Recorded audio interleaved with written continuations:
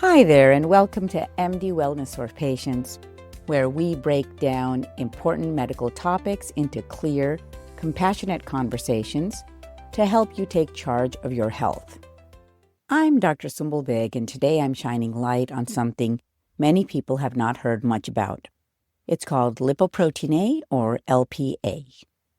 You may have had your cholesterol checked before, but chances are this one wasn't on the list. So today I'm answering, what is LPA? Why does it matter? And most importantly, who really needs to get tested? I'm going to talk about it in a way that makes sense. And let me emphasize this, everyone does not need to get tested. LPA is a special kind of cholesterol particle. The important thing to know is this, it's genetically inherited. You don't develop it from your diet or lifestyle.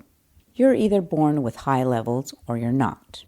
And when it's high, it can increase your risk for heart attacks, stroke, blockage of vessels in the legs, and even valve problems in your heart.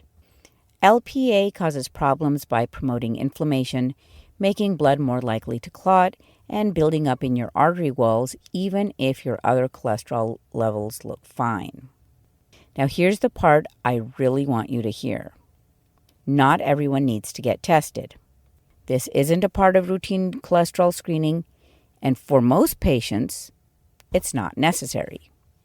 In some people, a one-time LPA test can be life-changing, and if you're listening and you're of South Asian or African descent, especially if you're Pakistani, Indian, or from the broader Desi community, this part is for you. Studies show that people of South Asian and African ancestry tend to have higher baseline levels of LPA, meaning you're more likely to be born with elevated levels even if you appear otherwise healthy.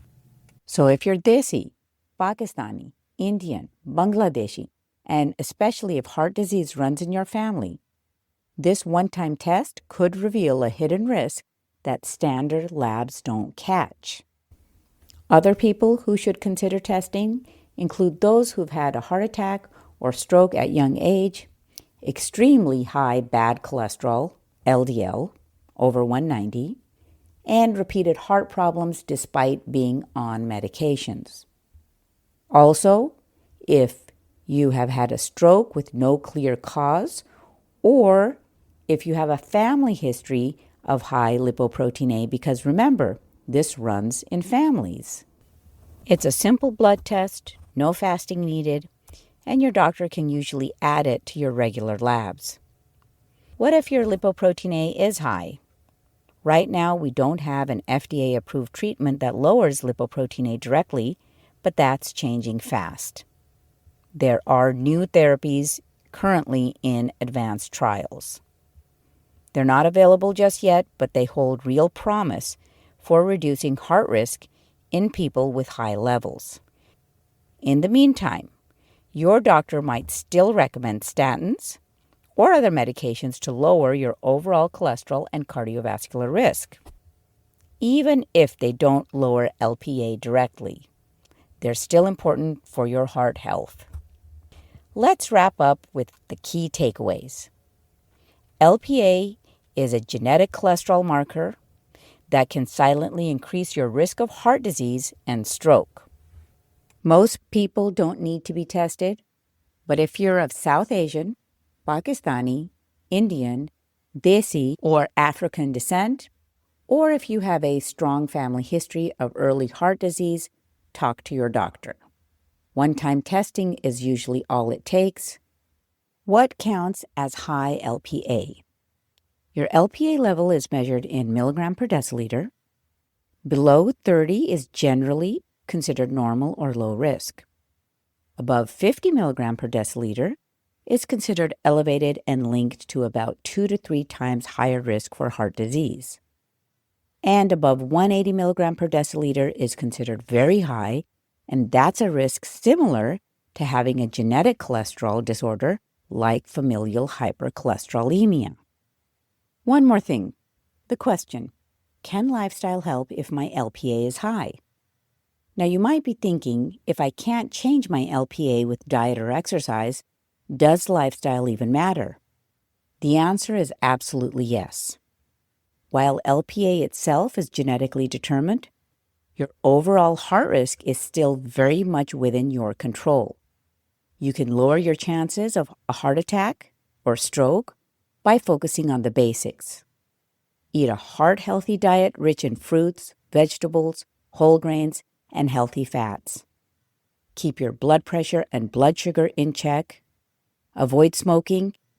Stay physically active. Even a brisk walk most days can make a difference and maintain a healthy weight. Think of it this way. You can't turn off the LPA, but you can turn down the volume on all other risk factors around it. Lifestyle is still your strongest everyday tool for protecting your heart.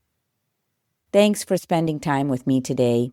If you learned something new, please consider sharing this episode with a loved one, especially if they're from the Pakistani, Indian, or African communities, or if they have a family history of heart disease. You never know, one small conversation might make a big difference. I'll be back soon with more clear, thoughtful episodes to help you feel informed and empowered on your health journey. Because health isn't a one-time investment. Rent is due daily.